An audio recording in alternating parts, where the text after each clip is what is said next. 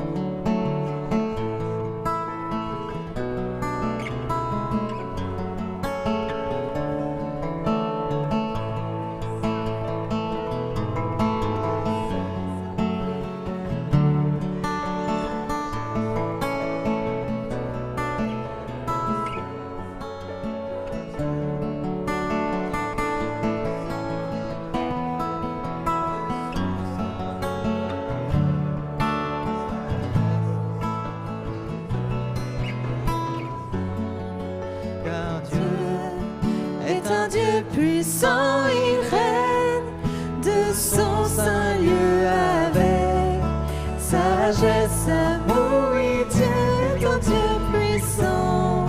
Car Dieu est un Dieu puissant, il règne de son saint lieu avec sagesse, amour et Dieu est un Dieu puissant.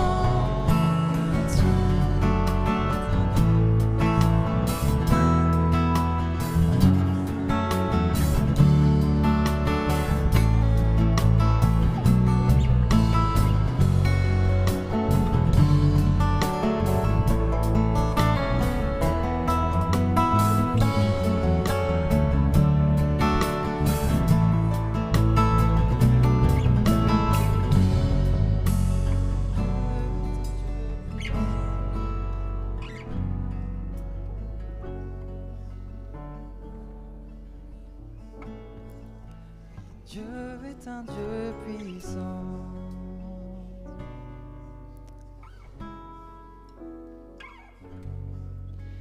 Tu as un Dieu puissant dans ta vie. Est-ce que tu le sais, ça, ce matin? Tu as un Dieu puissant dans ta vie. Et ce Dieu, il règne dans son saint lieu avec sagesse, avec amour, avec puissance. Ne néglige pas la puissance de Dieu. Crois en cette puissance. Il peut agir dans ta vie. Il peut agir parce qu'il règne, parce qu'il est le roi des rois. C'est un Dieu tout-puissant. Est-ce que tu réalises que le Dieu qui a créé le ciel, la terre et tout ce qui s'y trouve, c'est aussi ton Dieu? Et il se soucie de toi. Il se soucie de toi. Et tu sais pourquoi est-ce qu'il se soucie de toi? Parce que quand Jésus est monté au ciel, il aurait pu très bien monter au ciel et ne rien nous laisser sur terre. Mais il nous a laissé, il t'a laissé son Saint-Esprit qui nous permet d'être connectés au ciel tous les jours. Tous les jours. Il n'y a pas un jour qui passe sans que le Saint-Esprit ne soit pas là. Alors reçois ça dans ton cœur ce matin. Tu as le Saint-Esprit qui est là. Il est ton guide, il est ton consolateur. Et il te permet d'être connecté au ciel. Et ce Dieu qui règne dans les cieux, ce n'est pas un Dieu lointain. C'est un Dieu qui est près de toi et qui se soucie de toi.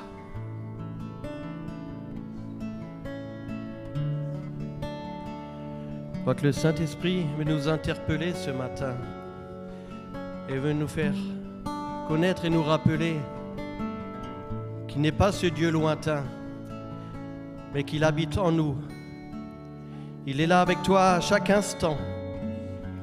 Il circule, il est dans les rangs. Et tu as besoin de guérison ce matin. Il y a des plaies encore qui sont là dans ton cœur. Et tu ne sais pas comment t'y prendre. Mais tu dis tout simplement, viens à moi, je suis là avec toi. Et dépose-moi, demande, et tu recevras. Et toi qui ne connais peut-être pas encore le Seigneur aujourd'hui, là aussi il est en train de t'interpeller dans le cœur. Cet amour que tu ressens, c'est son Saint-Esprit. Et tu peux fléchir les genoux devant lui. Tu peux dire oui Seigneur, je te veux comme Seigneur et comme mon Sauveur dans ma vie. Alléluia. Gloire à toi Jésus. Amen. On peut prendre quelques instants vraiment en connexion avec Dieu pendant qu'il y a la musique qui est là. Laissons le Saint-Esprit venir nous visiter. Peut-être on a vécu des choses difficiles cette semaine. On a besoin vraiment que Dieu vienne, que le Saint-Esprit vienne apaiser nos cœurs, qu'il vienne peut-être nous éclairer, qu'il vienne peut-être guérir quelque chose. Restons quelques instants simplement devant Dieu. On veut s'attendre à lui simplement. Il est là. Le Saint-Esprit est là. Et tout peut arriver. Laissons-le agir. Laissons-le œuvrer. Laissons-le apaiser, guérir, renouveler.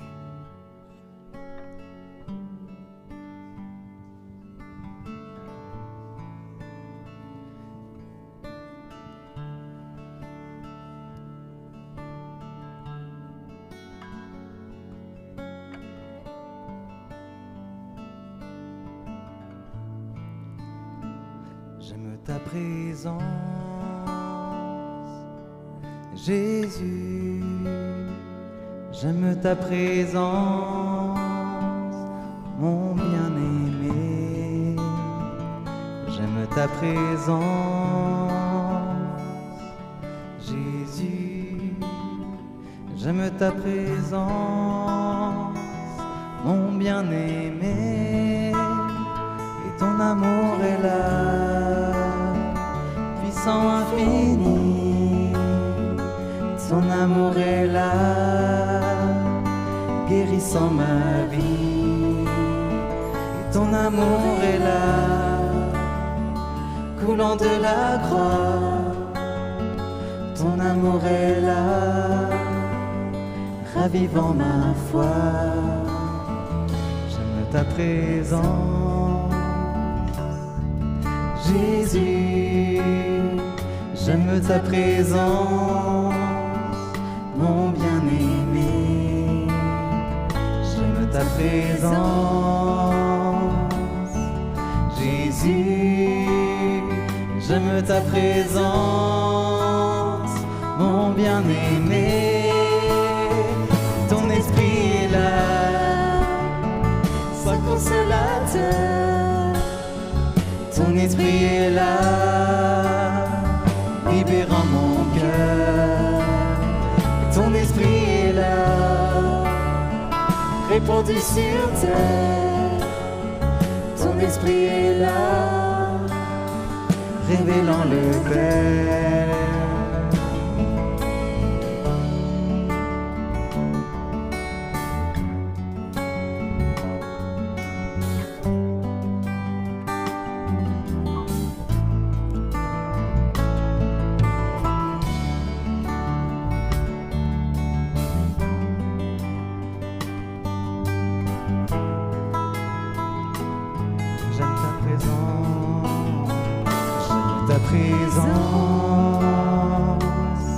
Jésus, j'aime ta présence, mon bien-aimé. J'aime ta présence, Jésus, j'aime ta présence, mon bien-aimé. Et ton amour est là, puissant, infini. Ton amour est là, guérissant ma vie. Et ton amour est là, coulant de la croix. Ton amour est là, ravivant. Et ton esprit est là, et ton esprit est là, Saint consolateur. Ton esprit est là, libérant mon cœur. Et ton esprit est là, répandu sur terre. Ton esprit est là, révélant le Père. J'aime ta présence.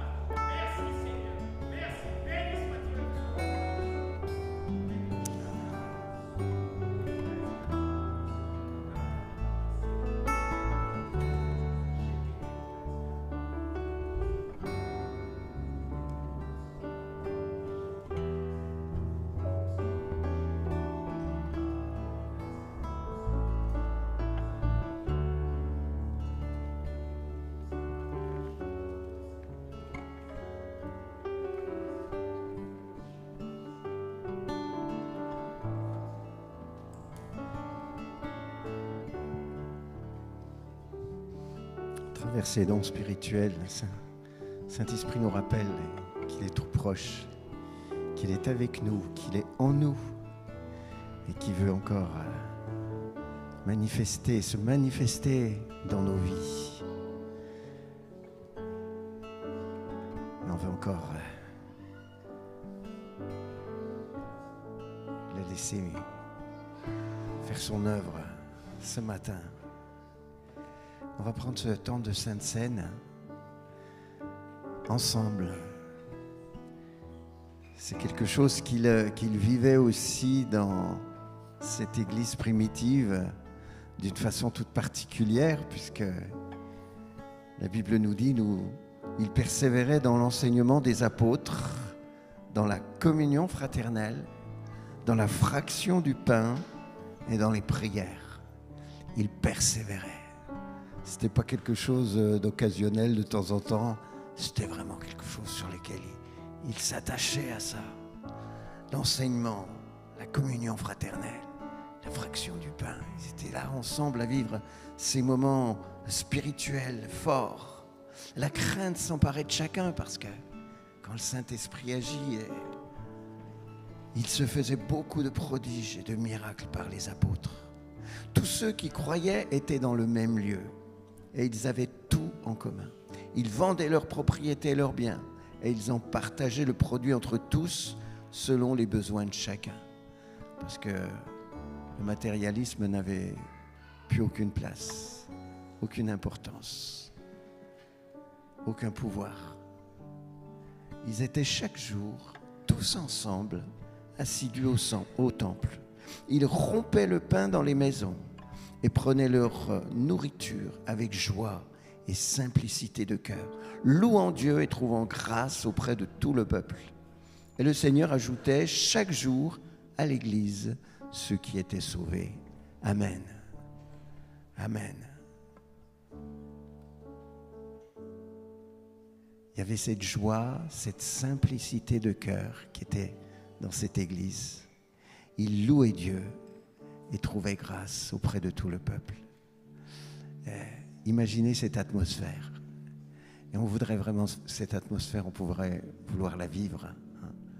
Qu'on puisse aussi avoir cette même ambiance. Et je crois que c'est à quoi le Seigneur nous emmène. Et je vous invite à ce qu'on puisse vivre ces moments avec ce désir ce matin. De vivre cette Sainte Seine tous ensemble. Dans la joie, dans la simplicité de cœur. Et puis louer le Seigneur ensemble. Vous êtes d'accord ? On veut vraiment prier, rendre grâce au Seigneur. Après quoi, je vous inviterai, si vous êtes engagé dans la foi avec le Seigneur et que vous voulez participer à ce moment, vous levez à votre place. Seigneur, vraiment, on veut te remercier pour cette grâce qui nous est accordée ce matin encore, d'être là, Seigneur, devant toi, avec toi. Seigneur, nous voulons te dire merci parce que nous savons combien elle t'a coûté notre liberté. Combien ces privilèges, Seigneur, t'ont coûté. Nous voulons, Seigneur, nous souvenir de la croix. Nous voulons nous souvenir de tout ce que tu as accepté pour nous. Mais Seigneur, tu es ressuscité. Seigneur, tu nous as donné cette liberté glorieuse des enfants de Dieu. Ce matin, c'est ce que nous sommes ensemble. Seigneur, ta famille. Et nous voulons, Seigneur, nous tenir ensemble devant toi. Dans cette joie, cet amour, cette simplicité de cœur. Nous voulons nous tourner les uns vers les autres et te louer, Seigneur, parce que tu en es tellement digne. Seigneur, vraiment que tu puisses bénir ces aliments encore et que tu puisses bénir chacun ici présent. Au nom de Jésus. Amen. Amen. Je vous invite à ce qu'on puisse se tourner les uns vers les autres avant de prendre cette Sainte Seine. Peut-être 2, 3, 4, hein, voilà. On n'est pas obligé de se déplacer, on peut se tourner vers ceux qui sont vers nous et puis vivre ce moment ensemble.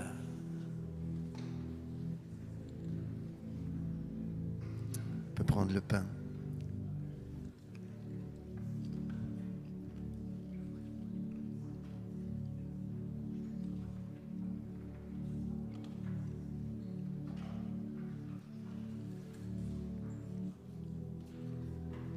Prendre le vin ensemble.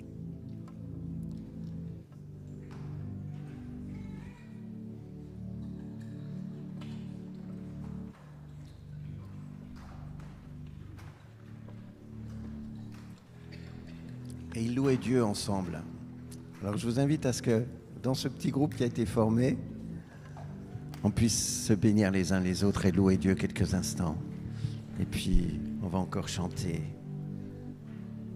et louer le Seigneur.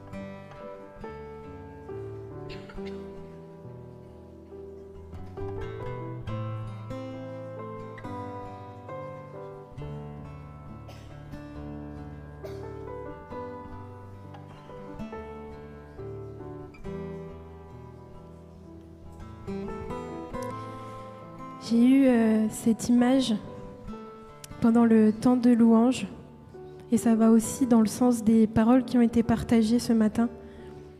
Jésus il se tenait là et il se tient là, et il nous laisse cette possibilité de pouvoir toucher le bord de son vêtement. Et il nous dit qu'en faisant cet acte de foi de toucher le bord de son vêtement, eh bien, il peut nous guérir, et il va nous guérir. Il peut nous libérer, ça va encore plus loin. Quelle que soit ta situation, que tu puisses avoir et faire cet acte de foi de toucher le bord de son vêtement. Et le Seigneur va agir en toi, quel que soit ce qui bouscule ton cœur, tes pensées en ce moment. Le Seigneur se tient là et tu peux toucher le bord de son vêtement.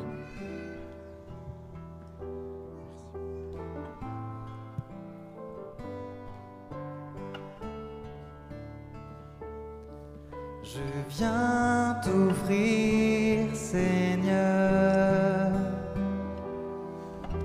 ce que j'ai de meilleur. Je viens t'offrir ma vie. Oui, à toi, Jésus-Christ. Et même si je suis fragile, et même si c'est difficile, je chanterai gloire à l'Éternel. Je chanterai louange à son nom. Je chanterai Dieu, mon essentiel. Je chanterai en l'honneur de son nom. Je viens te dire, Seigneur, que tu es mon bonheur. Non, rien ne peut détruire notre bel avenir. Même si je suis fragile, Et même si c'est difficile, je chanterai gloire à l'Éternel. Je chanterai louange à son nom. Je chanterai Dieu, mon essentiel. Je chanterai en l'honneur de son nom toute ma vie. Toute ma vie, toute ma vie. je redirai que tu as donné ta vie. Toute ma vie, je redirai que tu as payé le prix. Toute ma vie, je redirai que je ne vis que pour lui. Je chanterai gloire à l'Éternel. Je chanterai louange à son nom. Je chanterai Dieu, mon essentiel. Je chanterai en l'honneur de son nom. Je chanterai gloire à l'Éternel. Je chanterai louange à son nom. Je chanterai Dieu, mon essentiel. Je chanterai en l'honneur de son nom. L'honneur de son nom.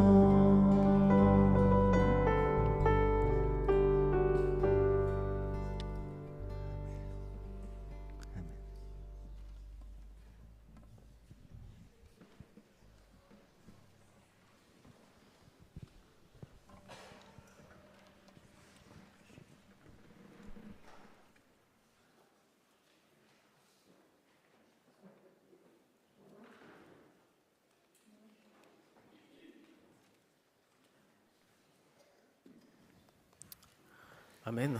Merci Seigneur pour ces moments. Vous avez passé un bon moment dans la louange? Oui? Amen. Amen. Je suis tellement content d'être là ce matin et de vivre la présence de Dieu. Elle est tellement bonne et je ne sais pas ce que vous attendiez de ce moment, ce matin, mais moi je crois que le Seigneur veut faire de grandes choses pour nous, mais il faut que nos cœurs soient ouverts. Dieu, il veut faire, mais à nous aussi d'être ouverts pour qu'il puisse le faire. Et parfois, il a envie d'agir, mais nous, on a nos résistances, nos conceptions, nos schémas, nos façons de penser, de voir, alors que Dieu en a d'autres. Alors vraiment, que le Seigneur nous visite ce matin et qu'il puisse faire tout ce qu'il a envie de faire ce matin. Amen. Seigneur, merci pour ce moment. Seigneur, je te prie pour chacun de nos cœurs, qu'ils soient réceptifs à ta parole, Seigneur mon Dieu. Et que, Seigneur, toutes nos conceptions, notre manière de faire, Seigneur, qui sont à l'opposé de ce que toi tu veux faire, puissent être ôtées, Seigneur mon Dieu, afin que ta parole puisse rentrer dans nos cœurs, produire du fruit. Et Seigneur, nous te laissons faire parce que oui, quand le Saint-Esprit est là, tout peut arriver. Amen. Amen. Alors aujourd'hui, il n'y a pas de surprise, il n'y a pas de mystère quant au sujet, c'est la Pentecôte. Alors la Pentecôte, qu'est-ce que ça veut dire, Pentecôte? Du grec Pentecost. Allez-y, pas tous en même temps. Pentecôte, c'est quoi? Qu'est-ce que ça veut dire? D'accord. Pentecôte, c'est 50. C'est 50. Dieu avait ordonné au peuple d'Israël, 50 jours après la Pâque, d'organiser, de le célébrer pour tout ce qu'il faisait. Et je crois que c'est un fondement essentiel du mouvement, parce que nous sommes une église pentecôtiste. Alors, Dieu n'est pas dans les dénominations, les mouvements. Dieu aime tout le monde, nous sommes tous enfants de Dieu, mais les pentecôtistes, nous croyons que l'Église, tout ce que l'Église primitive recevait, tout ce que le Saint-Esprit a fait lors de cette effusion de l'Esprit qui s'est passée lors de cette Pentecôte dans Actes, est encore la réalité pour chacun d'entre nous. Amen. C'est ça, le pentecôtisme. Et c'est croire que l'expérience du baptême du Saint-Esprit est accessible et possible pour chacun d'entre nous. Pas simplement certaines personnes, mais pour tous. Amen. Alors pour le peuple d'Israël, la Pentecôte signifiait quelque chose d'un peu différent. Il y a différentes fêtes dans les traditions juives, dans la culture juive, et c'était la fête des prémices, c'était la fête de la moisson. Et c'est pour ça que lors de la Pentecôte, les Juifs appelaient ça fête des prémices ou fête de la moisson. Et les Juifs remerciaient Dieu pour ce qu'il leur donnait. Alors, lors de ce moment, à la Pentecôte, ils étaient tous rassemblés. Et si vous vous souvenez un petit peu du texte, il est parlé de Juifs, de diaspora juive, donc des Juifs qui étaient répartis un petit peu partout. Et on va le voir sur cette carte. Je ne sais pas si on verra grand-chose, mais en tout cas, on peut voir qu'il y avait des Juifs de Rome, des Juifs des Mèdes, des Perses, des Crétois. Ça ne s'affiche pas? Ah, voilà. Donc, du pont de l'Asie, Mésopotamie, Arabie, Égypte, de la Crète, de Rome, etc., etc. Et on voit que tous ces Juifs venaient pour la fête de la moisson. Ils se rassemblaient tous ensemble pour remercier Dieu. Et c'est pour ça que toutes ces diasporas juives venaient de partout pour célébrer le Seigneur et pour justement le remercier pour tout cela. Je ne sais pas si vous étiez présents il y a 3 semaines quand j'ai apporté le message sur la nécessité de la transmission de la parole de Dieu. Encore une fois, on voit que la transmission de toutes ces fêtes est tellement nécessaire et ancrée qu'on voyait que chaque année, lors de la Pentecôte, ces Juifs se rassemblaient à Jérusalem pour célébrer et pour remercier Dieu. Et on voit encore l'importance qu'il y a de génération en génération pour transmettre cette fête. Et je crois encore aujourd'hui que la Pentecôte, nous devons aussi transmettre ce qu'est la Pentecôte dans nos familles, autour de nous, si nos amis nous interrogent sur c'est quoi la Pentecôte, que nous puissions aussi savoir y répondre, aussi transmettre cela auprès de nos enfants. En bas aussi, je crois que en bas, quand il y a les enfants, ils transmettent aussi ces valeurs qui sont dans la parole de Dieu et nous devons nous en souvenir. Alors pour les chrétiens, c'est encore autre chose, c'est pas le même, mais on va mener un petit peu notre enquête, si vous voulez, pour découvrir ce qu'est la Pentecôte, ce qu'elle n'est pas, mais aussi ce qu'elle est. Alors le premier point, c'est la promesse. Est-ce que vous aimez les promesses ? Oui ? Vous aimez les promesses quand quelqu'un vous dit « Ah, je te promets que… » Mais à 90%, ça n'arrive pas. Ou alors, ça vient, mais ça prend du temps. Est-ce qu'on vous a déjà fait de belles promesses ? Oui. Est-ce qu'elles se sont réalisées ? Pas toutes ? Oui. Est-ce qu'elles n'ont pas été forcément respectées ? Mais dans les promesses que Dieu nous fait, elles se réalisent. Amen. Elles se réalisent pleinement. Et cette promesse, la venue du Saint-Esprit, a été annoncée. Et quand c'est une prophétie qui vient de Dieu, qui vient de la part de Dieu, elle se réalise. Alors on n'a pas, parfois le temps de Dieu n'est pas le nôtre, la montre de Dieu n'est pas la même que nous, mais en tout cas, quand Dieu nous fait une promesse, il la réalise et elle s'accomplit. Et on va voir dans la parole de Dieu cette annonce de la promesse du Saint-Esprit, qui a été annoncée d'abord par Jean-Baptiste. Dans Matthieu 3, au verset 11, il est écrit « Lui, il vous baptisera du Saint-Esprit et de feu. » Amen. Cette prophétie de Jean-Baptiste, elle s'est accomplie le jour de la Pentecôte. Dans Acte 2, versets 1 à 2, il est écrit « Le jour de la Pentecôte, ils étaient tous ensemble, dans le même lieu. Tout à coup, il vint du ciel un bruit comme celui d'un vent impétueux, et il remplit toute la maison où ils étaient assis. » Et encore une fois, cette promesse a été aussi annoncée, répétée par Jésus. Dans Luc 2, au verset 49, il est écrit « Voici, j'enverrai sur vous ce que mon Père a promis.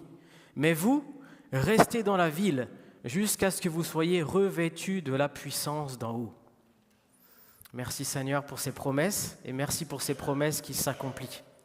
C'est bien beau d'avoir des promesses, mais quand elles s'accomplissent, quand on voit vraiment que ces promesses et ces paroles prennent vie dans nos vies aussi, ça nous fait du bien. On dit Seigneur, oui, tu es vivant. Tu es celui qui accomplit toutes ces choses-là. Et lorsque Jésus a annoncé que le royaume de Dieu était proche, il dit dans la parole, repentez-vous, convertissez-vous, parce que le royaume de Dieu est proche.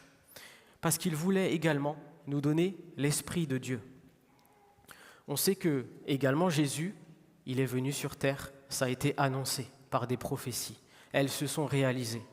Jésus est mort à la croix pour nous, ça s'est réalisé. Jésus est ressuscité à la croix, ça s'est réalisé. Et Jésus nous promet l'envoi de son Saint-Esprit et ça s'est encore une fois réalisé. Amen. Et je crois que la Pentecôte n'a pas forcément été là dans cette chambre haute où les 120 étaient réunis, mais je crois que la Pentecôte, ça a été le commencement de quelque chose de bien plus grand. Et on va le voir plus loin dans des récits, et la Pentecôte, elle s'accomplit aussi pour nous, parce que l'effusion du Saint-Esprit, comme je le disais, c'est aussi pour chacun d'entre nous. Amen. Alors je crois que la Pentecôte a été comme une inauguration, l'ouverture du royaume de Dieu. Ils étaient 120 dans cette chambre haute, et le Saint-Esprit est venu sur eux. Alors à l'image de cette inauguration, par exemple, je prends l'exemple, quand la chapelle a été inaugurée, il y avait un public. Il y avait les autorités qui étaient présentes, il y avait des personnes ici, il y avait un lieu, donc là on trouve tout cela, et il y avait aussi un officier. Et généralement, quand il y a une inauguration, le maire vient et vous voyez un peu la symbolique. Il y a un espèce de ruban comme ça, rouge, et il vient avec le ciseau et il coupe ça. Il dit voilà, c'est officiel, on inaugure tel et tel moment, tel et tel monument, etc. Alors je crois que si cette expérience-là est l'inauguration de l'ouverture du royaume de Dieu, il y avait un lieu, il y avait des gens, il y avait des personnes qui étaient là, et nous devons trouver cet officier, cette personne qui était mandatée pour le faire. Alors je crois que Pierre, l'apôtre Pierre, a été celui qui a été utilisé par Dieu et que Jésus a mandaté pour officier lors de cette Pentecôte. Pierre, courtement, c'était un des apôtres les plus proches de Jésus. Et pourtant, il a renié son maître à 3 reprises. Il a juré, il a dit à Dieu, mais qu'est-ce qu'il a dit ? Je ne t'abandonnerai jamais. Et pourtant, 3 fois le coq a chanté et 3 fois il a renié. Et vous vous imaginez, lorsque Jésus est ressuscité, il a réapparu à ses disciples et il a passé 40 jours avec eux. Et Pierre était là. Vous imaginez la scène de cet homme qui a renié son maître, qui a renié son Seigneur, et il le voit et il doit passer 40 jours avec lui. On imagine la gêne, on imagine peut-être cette tristesse dans son cœur de se dire « mais Jésus m'avait dit ça, Jésus m'avait promis, Jésus m'avait enseigné et pourtant je l'ai renié. » Mais Jésus va le pardonner, il va pardonner Pierre. Et il va décider de lui donner 3 nouvelles chances, de lui affirmer à chaque fois si vraiment il l'aime. Il lui dit à 3 reprises « Pierre, m'aimes-tu » ? Et la 3e fois que Jésus demande à Pierre « Pierre, m'aimes-tu » il va lui dire « Prends soin de mes brebis, paie mon troupeau, paie mes brebis ». Et dans ce dialogue, il y a 2 choses que Jésus fait. La première, c'est qu'il pardonne Pierre. Et c'est qu'il lui laisse aussi l'opportunité de se pardonner à lui-même. C'est difficile, hein ? Souvent, on laisse Dieu nous pardonner, mais nous, on a du mal à nous pardonner nous-mêmes. Mais c'est possible. Pierre est l'exemple vivant que le Seigneur nous pardonne et il nous laisse aussi cette opportunité de nous pardonner nous-mêmes parce que nous en avons besoin. On a besoin de nous pardonner nous-mêmes pour avancer. Mais Jésus fait encore autre chose.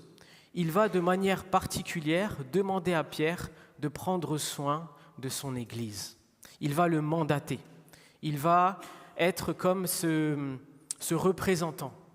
Et en tant qu'enfant de Dieu, je crois que partout où nous sommes, au travail, dans nos familles, où est-ce que nous habitons, nous sommes des représentants de Dieu. Amen. Vous savez, les représentants, les commerciaux qui viennent, je viens de la part d'eux. Eh bien, en tant qu'enfants de Dieu, nous sommes des représentants de Dieu. Alors à nous de faire attention dans notre comportement, comment on roule, comment on parle, comment on agit, comment on réfléchit, voilà, toutes ces choses-là, parce qu'on représente Dieu. Dieu nous laisse le choix de le représenter et à nous aussi de le faire correctement. Alors, je vous rappelle qu'on était en train de chercher cette personne qui pouvait donc que Jésus a mandaté pour le royaume de Dieu. Et je crois que Pierre répond à tous les critères et on va le voir. Une fois que Jésus lui a dit « Paie mon troupeau, paie mes brebis, prends soin de mes agneaux, de mon troupeau », il va le faire. Et il va vraiment recevoir ce mandat de Dieu et il va vraiment se dire « Oui, ok, Jésus m'a demandé de le faire, alors je vais le faire complètement ». Dans Acte 2, au verset 12 à 14, une fois que l'effusion de l'Esprit est venue, il y avait une agitation.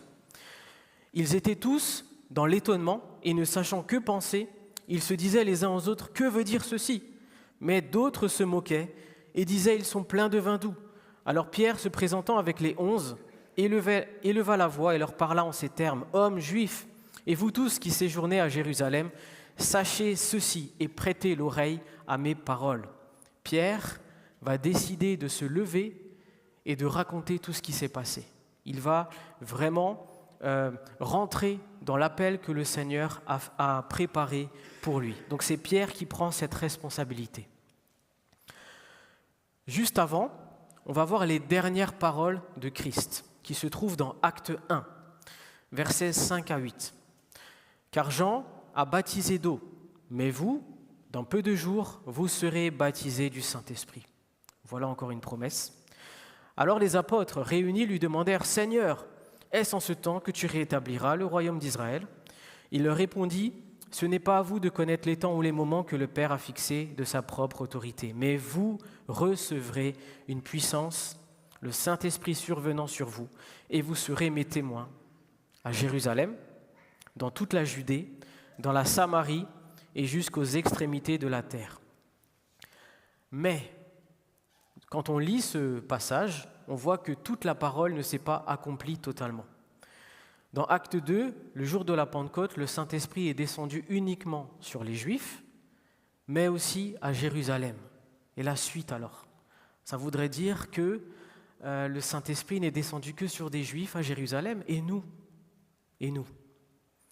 Alors si on s'arrête là, le royaume de Dieu est uniquement pour les Juifs, et nous avons le privilège de connaître la fin, de connaître la suite.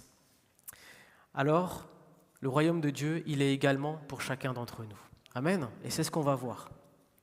Dans Acte 8, là, c'est le niveau 2. Un certain Philippe va se rendre en Samarie. Il va annoncer la parole de Dieu. Les gens vont l'écouter. Ils vont recevoir sa parole. Ils vont être touchés et ils vont se convertir et ils vont se baptiser, se faire baptiser. Mais on voit que quelque chose va leur manquer. Dans Acte 8, versets 14 à 17, il est écrit « Les apôtres qui étaient à Jérusalem, ayant appris que la Samarie avait reçu la parole de Dieu, y envoyèrent Pierre et Jean. Ceux-ci arrivés chez les Samaritains, prièrent pour eux afin qu'ils reçussent le Saint-Esprit, car il n'était encore descendu sur aucun d'eux.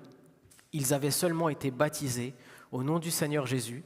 Alors Pierre et Jean leur imposèrent les mains et ils reçurent le Saint-Esprit. » Amen. On voit que la parole s'accomplit maintenant aux 2/3.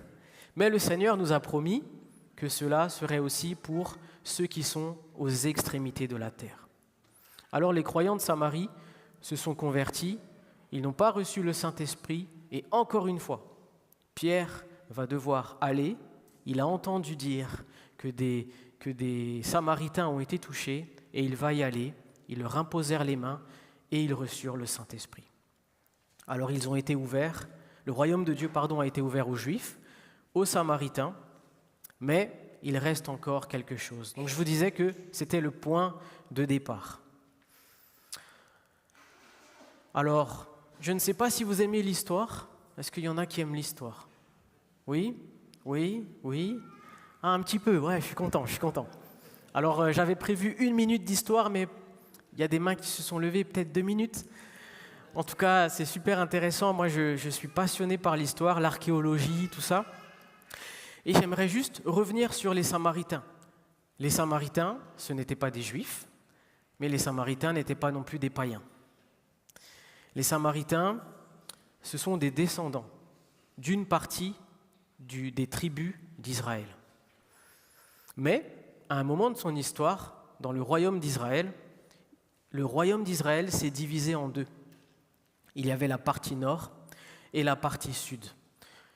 Cela s'est passé après le règne du roi Salomon. Il y a une division. Et au royaume du sud, il y avait donc le royaume de Juda, avec Jérusalem, et au nord, le royaume de Samarie. Donc la Samarie appartient au royaume d'Israël, mais il y a eu une division. Mais les Samaritains restent pour autant, ils font partie du peuple qui ont reçu la promesse. Ils font partie du peuple d'Israël. Alors moi, ça me fait penser tout de suite à quelque chose, cette division-là. Le Haut-Rhin et le Bas-Rhin. Mais on fait tous partie de l'Alsace. Hein. Mais dès qu'il y a le Haut-Rhin et le Bas-Rhin en jeu, ça y est. Et vous savez quoi ? En Samarie, c'était exactement pareil. Les Juifs refusaient même de passer par la Samarie. Parce qu'ils avaient une haine, ils avaient vraiment des sentiments tellement mauvais vis-à-vis de ces Samaritains, mais pourtant, Dieu les aimait. Amen. Et Dieu nous aime. Alors comme Dieu, je crois que les Samaritains étaient un peuple spécial pour Dieu. Pourquoi je dis ça? Parce que tout de suite, ça me fait penser à cette femme samaritaine. La femme samaritaine qui voulait s'approcher de cette femme samaritaine. Une femme samaritaine et encore plus une femme pécheresse qui était dans l'adultère, qui avait plusieurs maris, qui en a connu plusieurs.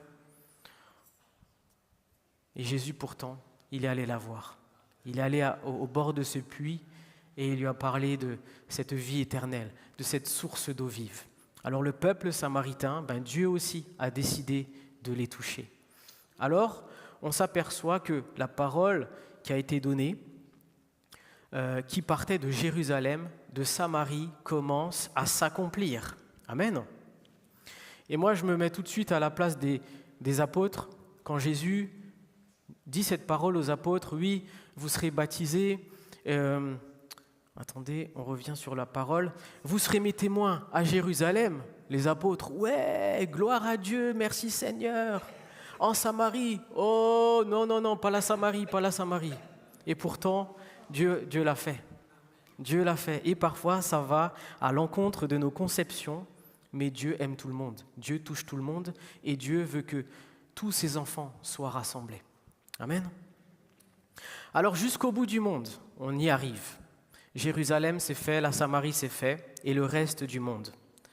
Dans Acte 10, nous pouvons voir Pierre qui va chez ce centenier romain qui s'appelle Corneille. Donc c'est un officier romain et cet homme est païen. Là, il n'y a pas de distinction. Il est païen, il n'est pas juif, pas du tout. Il fait partie des Romains, les Romains qui étaient cruels à l'époque. Il n'est pas du tout descendant du peuple d'Israël, mais il était pieux et il aimait Dieu de tout son cœur. Et un ange va le visiter. Il va lui dire, tes prières ont été entendues. Et tout ce que tu as apporté, tes dîmes, tes offrandes ont été acceptées et tu as été entendu par Dieu. Et à ce même moment, Pierre, quelques jours avant, va être sur le toit. Vous vous souvenez de ce passage-là? Quand Pierre est là et il est en train de méditer, de réfléchir, et tout d'un coup, il voit une nappe avec tous ces reptiles. Et Dieu lui dit, mais tue et mange. Il dit, mais non, c'est pas possible, jamais, c'est impossible, je ne vais pas faire ça.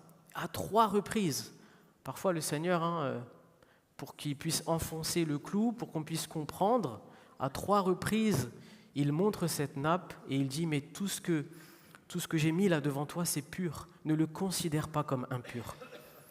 Et quelque temps après, Corneille avait envoyé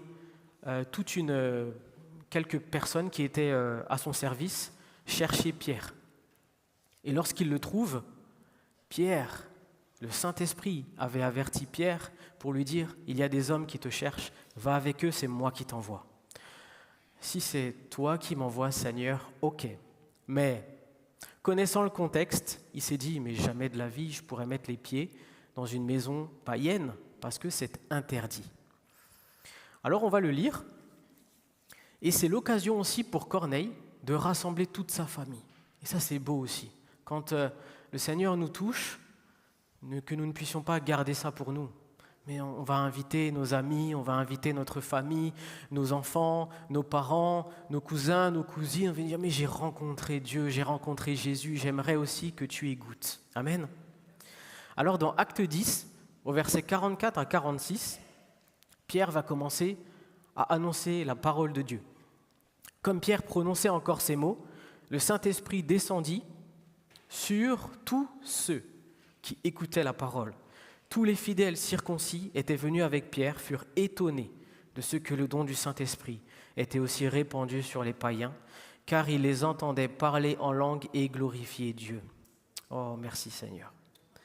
L'apôtre Pierre est encore une fois envoyé par Dieu pour inaugurer l'ouverture du royaume de Dieu et l'effusion du Saint-Esprit maintenant aux païens. Amen. Tout ce que Christ a annoncé, tout est accompli. La prophétie de Jean-Baptiste, la prophétie de Jésus, sa mort, sa résurrection et l'effusion du Saint-Esprit. Alors Jésus va encore nous dire quelque chose de tellement important lorsque le Saint-Esprit descendra sur vous, vous recevrez sa puissance et vous serez mes témoins. Nous allons parler courtement de la puissance, l'expérience de la Pentecôte. Le revêtement de puissance, cette puissance, c'est dynamis, c'est une dynamite. C'est vraiment quelque chose de tellement fort qui se passe lorsque le Saint-Esprit agit en nous, ça chamboule. Alors, l'expérience du Saint-Esprit parfois peut faire peur. Parce que certains vont se dire, mais on m'a dit que lorsque le Saint-Esprit vient sur moi, je vais tomber, je vais commencer à crier. Il se peut que ça se passe comme ça, mais le Seigneur nous connaît. Si nous avons ce caractère ou quelqu'un de très, très discret, moi personnellement, quand le Saint-Esprit m'a rempli, j'étais juste comme ça. Et j'ai reçu le Saint-Esprit. Je ne suis pas tombé en arrière, je n'ai pas fait des cris, je n'ai pas fait des sauts. Le Saint-Esprit fait comme il veut. Et parfois encore dans nos conceptions, on bloque la puissance de l'Esprit parce qu'on s'imagine, parce qu'on entend des choses. Mais le Saint-Esprit fait comme il veut avec nous. Si vous voulez le recevoir, vous pouvez lui dire, Saint-Esprit, mon cœur est disposé à te recevoir, Saint-Esprit, mais je ne veux pas que ça se passe comme ça. Vous voyez ? Donc à nous aussi de ne pas tout de suite nous focaliser ou nous formaliser dans quelque chose que nous avons vu auprès des uns et des autres, mais le Saint-Esprit peut agir comme il veut. Alors on parle de revêtement. Le revêtement, une puissance. Le Saint-Esprit rentre en nous, mais le revêtement est autour de nous. Et lorsque nous avons ce revêtement, nous sommes en capacité d'aller annoncer la parole de Dieu. Nous avons vraiment cette puissance. Et on le voit quand des personnes ne sont pas forcément remplies du Saint-Esprit, qu'elles commencent à parler de Dieu, qu'elles commencent à évangéliser, il leur manque ce revêtement. Et nous avons besoin. Le Seigneur a dit à ses disciples d'attendre avant de recevoir ce revêtement. Donc à nous aussi d'attendre. Et ce revêtement me fait aussi penser au manteau, le manteau d'Élie que Élisée a reçu. Avant que Élisée fasse des miracles et des prodiges, qu'il tape avec le manteau sur ce fleuve, ou je ne sais plus ce que c'était, ce courant d'eau, oui, il a attendu d'avoir ce manteau-là. Il ne l'a pas fait sans. Et à nous aussi de faire attention, d'attendre vraiment ce revêtement, ce symbole du Saint-Esprit qui nous permet d'accomplir en fait ce que Dieu nous demande de faire. Et Élisée n'a rien fait avant de recevoir le manteau.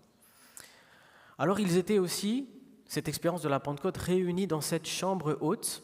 Ils étaient 120 et ils étaient assis.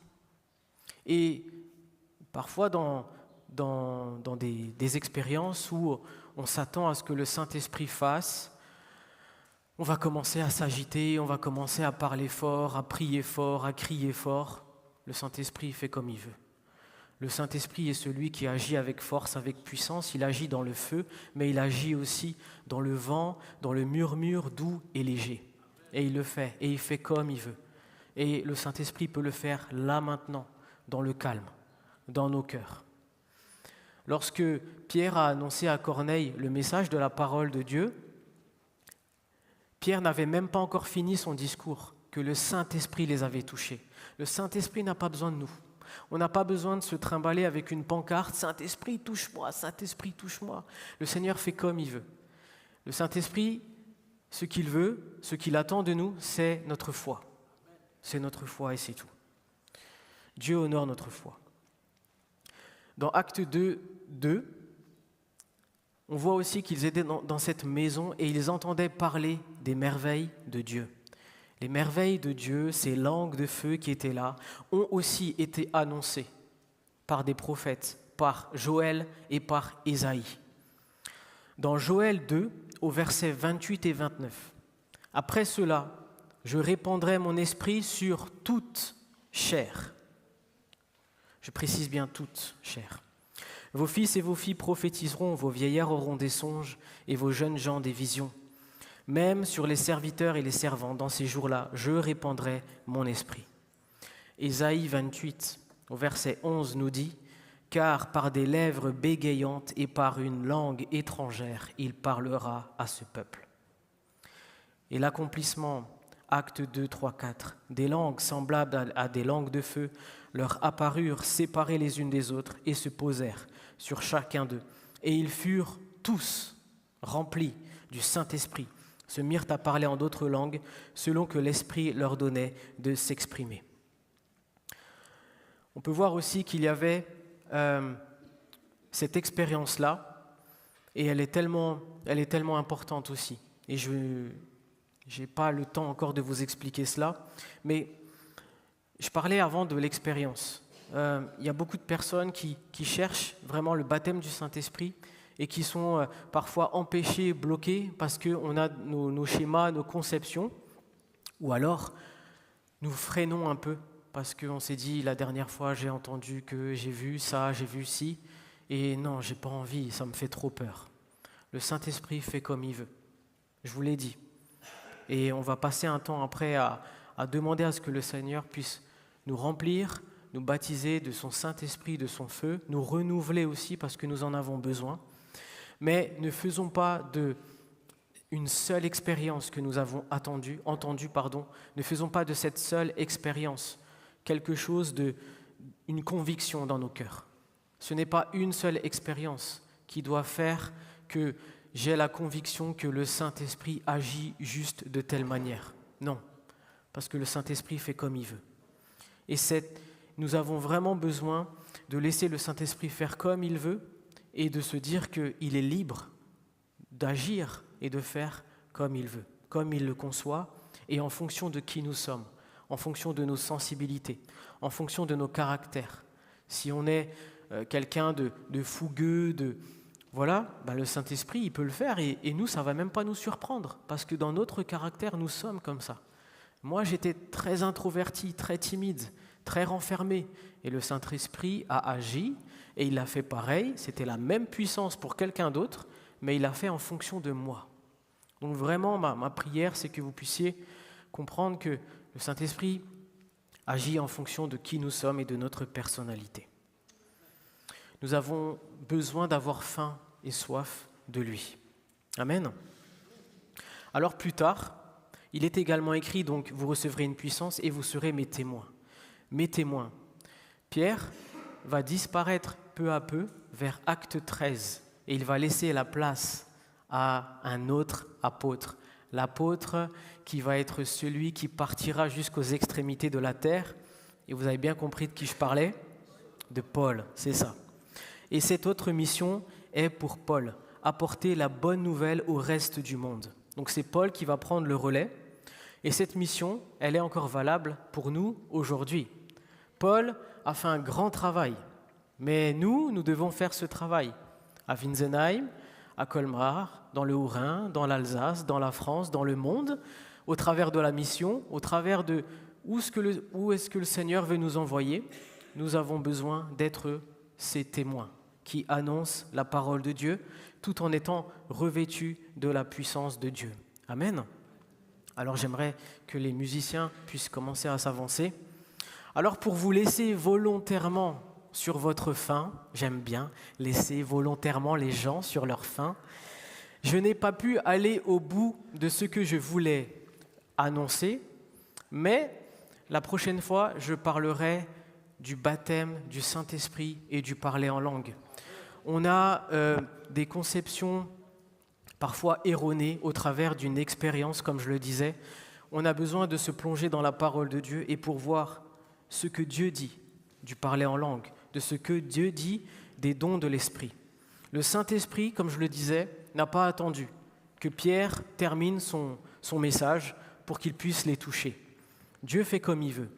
Mais lorsque nous sommes revêtus de la puissance d'en haut, il est accompagné d'un signe. Le baptême du Saint-Esprit est confirmé par le parler en langue. On dit que c'est le signe initial. Comme un bébé qui naît, la manière de comment l'enfant va nous dire qu'il est vivant, il va crier. Alors je ne dis pas que le Saint-Esprit va crier, non. Je dis juste que c'est un signe que l'enfant respire, il va crier, il va émettre ce cri. Et ce signe initial, quand nous sommes baptisés du Saint-Esprit, c'est le parler en langue. Et quand on parle en langue, juste quelques bienfaits du parler en langue. Le parler en langue déjà, il est personnel. Le parler en langue, il est pour nous, il n'est pas pour l'Église, à la différence des dons d'interprétation. Je reviendrai sur le sujet une autre fois, mais lorsque nous parlons en langue, on s'édifie soi-même. C'est encore dans la parole de Dieu. Quand on parle en langue, on dit des mystères à Dieu. Quand on parle en langue, on prie directement Dieu. Vous savez, comme une ligne, quand vous avez besoin d'appeler une entreprise, vous tombez sur le standard. Parler en langue, c'est aller directement à la ligne privée de Dieu. Amen. Tout ça, c'est le parler en langue. Alors la prochaine fois, on parlera de ce parler en langue qui est tellement indispensable, qui nous fait du bien, qui nous édifie, qui nous donne cette force, qui nous donne cette puissance. J'aimerais juste vous laisser une seule question et vous pourrez y réfléchir pendant les quelques semaines qui vous restent avant qu'on fasse la suite.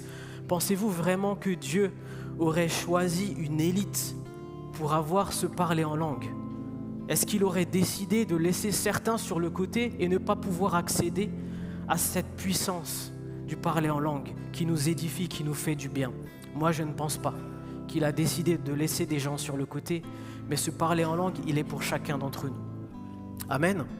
Alors, on va prier, on va passer un temps à prier, à demander au Seigneur d'intervenir. Et comme il l'a fait dans cette chambre haute, il est capable encore de le faire. Il le fait d'une manière merveilleuse, il peut le faire dans le calme, dans le silence, il peut le faire dans quelques agitations que ce soit, mais que nous puissions juste être fixés sur Jésus ce matin, ne pas regarder notre frère, notre sœur à côté de nous, mais juste avoir ces quelques minutes, ces quelques instants avec Dieu et lui dire: mais Seigneur, si tu veux me baptiser de ton esprit, si tu veux me renouveler, si tu veux me donner cette puissance nouvelle, mais Seigneur, fais-le. Mon cœur est disposé. Seigneur, merci pour cette expérience de ta présence, Seigneur Jésus. Merci de cette plénitude. Merci, Seigneur Jésus, parce que tu me donnes un revêtement nouveau. Seigneur Jésus, au travers de tout ce que nous avons vu, Seigneur Jésus, dans les actes, Seigneur mon Dieu, tu dis dans ta parole qu'ils furent tous remplis de ton Saint-Esprit. Seigneur, tous. Seigneur, alors je crois que chacun d'entre nous, nous pouvons, Seigneur, recevoir ton Saint-Esprit. Seigneur, ton Saint-Esprit, il vient dans nos cœurs, il vient sonder au plus profond de notre être entier, nos cœurs, nos pensées. Il vient guérir notre âme, il vient guérir nos cœurs, il vient nous rappeler les blessures de notre enfance, il vient nous rappeler tout ce que nous avons vécu, subi. Et le Saint-Esprit est celui qui est capable de venir nous remplir de sa vie, nous remplir de sa paix, nous remplir de sa joie, nous remplir de sa plénitude. Seigneur, merci pour le revêtement de ton esprit. Seigneur, merci. Remplis-moi de ton esprit parce que tu l'as promis, Seigneur Jésus. Je veux m'appuyer sur tes promesses. Seigneur, je crois qu'elles sont pour chacun d'entre nous. Seigneur, merci parce que je te demande et je reçois. Je te demande avec foi et je reçois par la foi. Seigneur, viens remplir ton Église. Nous en avons besoin. Seigneur, merci. Tu dis dans ta parole que tu répandrais de ton esprit sur toute chair. Seigneur, je te prie pour notre intelligence qui parfois recule, nos conceptions qui nous empêchent d'accéder à cette plénitude de l'esprit.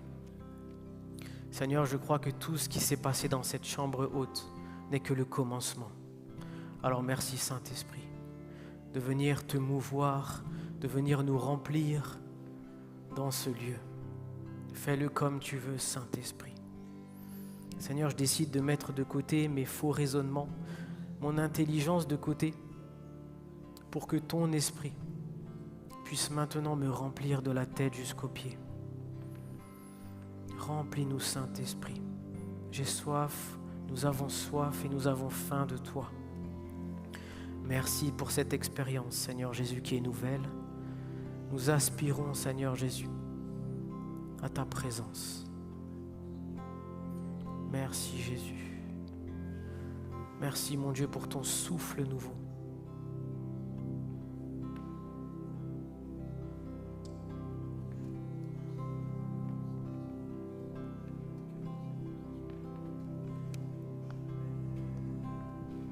Je n'ai qu'un désir, être près de toi et sentir tes bras.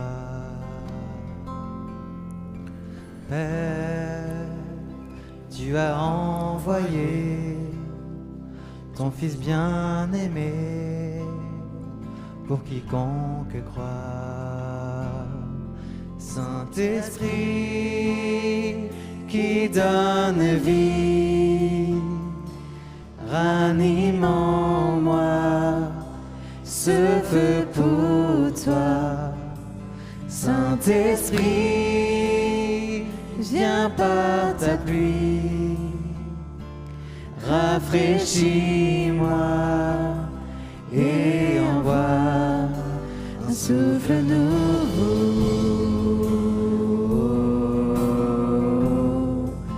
Un souffle nouveau, un souffle nouveau, un souffle nouveau.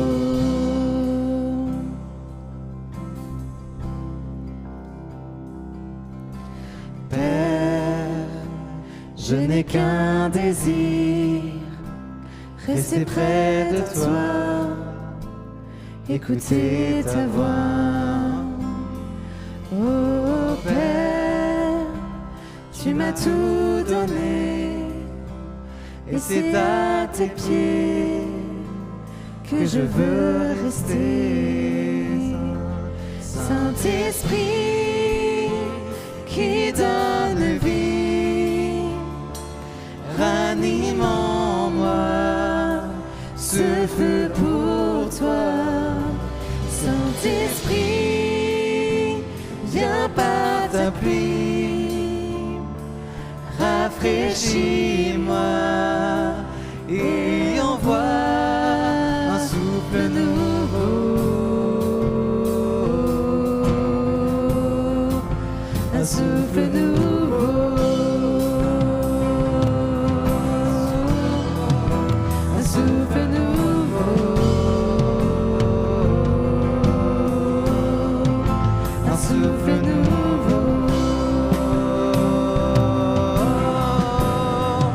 un souffle nouveau,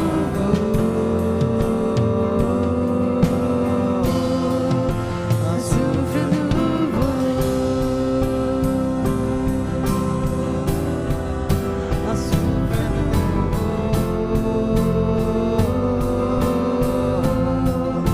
un souffle nouveau.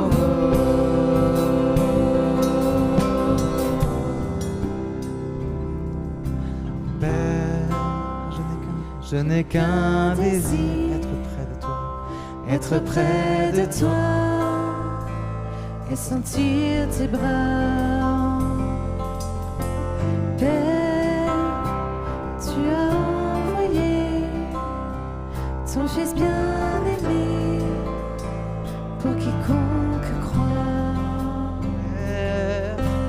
Père, je n'ai qu'un désir, être près de toi, être près de toi et sentir tes bras. Père, tu as envoyé ton Fils bien-aimé pour quiconque croit. Saint-Esprit qui donne vie, ranime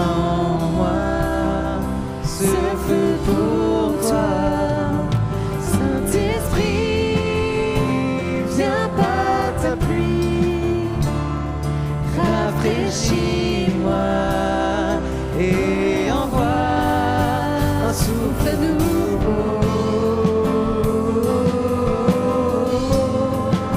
un souffle nouveau, un souffle nouveau, un souffle nouveau.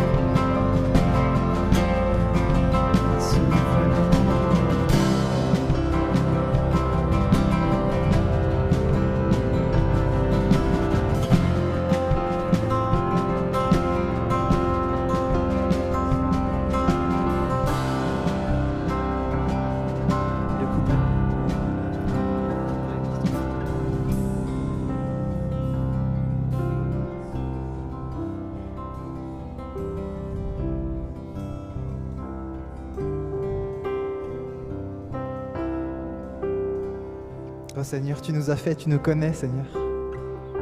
Et tu sais comment nous parler, tu sais, Seigneur, comment nous amener plus près de toi, Seigneur. Seigneur, nous cherchons ta face, Seigneur, et tu te laisseras trouver assurément, Seigneur. Tu es le rémunérateur de ceux qui te cherchent. Alléluia. Alléluia.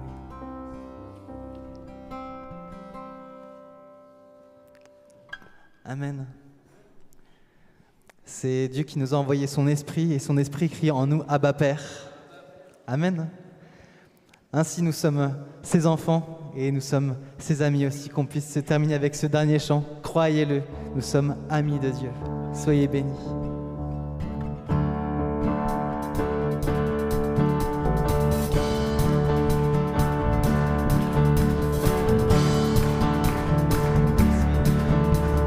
Qui suis-je pour que tu sois attentif à moi quand je t'appelle? Tu m'entends.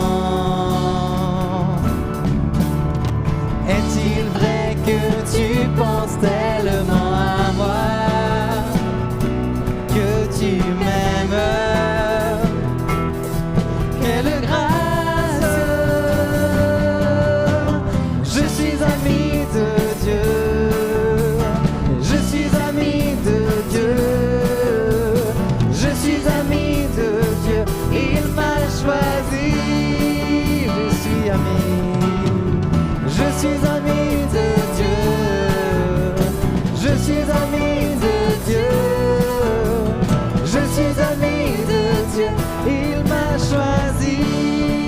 Dieu Tout-Puissant. Dieu Tout-Puissant. Dieu de gloire. Oui, tu m'as choisi.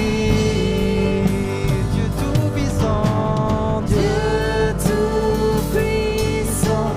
Dieu de gloire.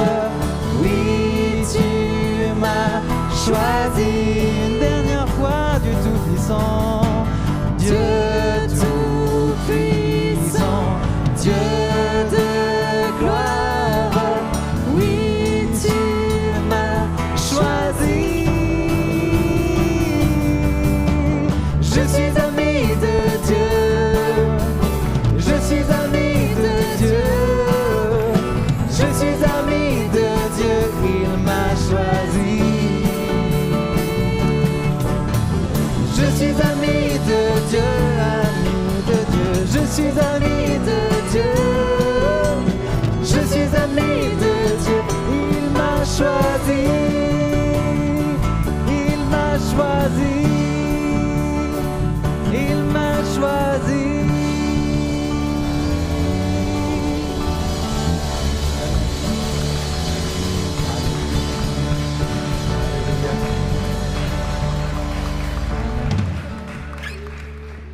Soyez bénis, vous qui avez été choisis. Un très bon dimanche aussi à ceux qui nous suivent sur YouTube. Soyez bénis également. Au revoir.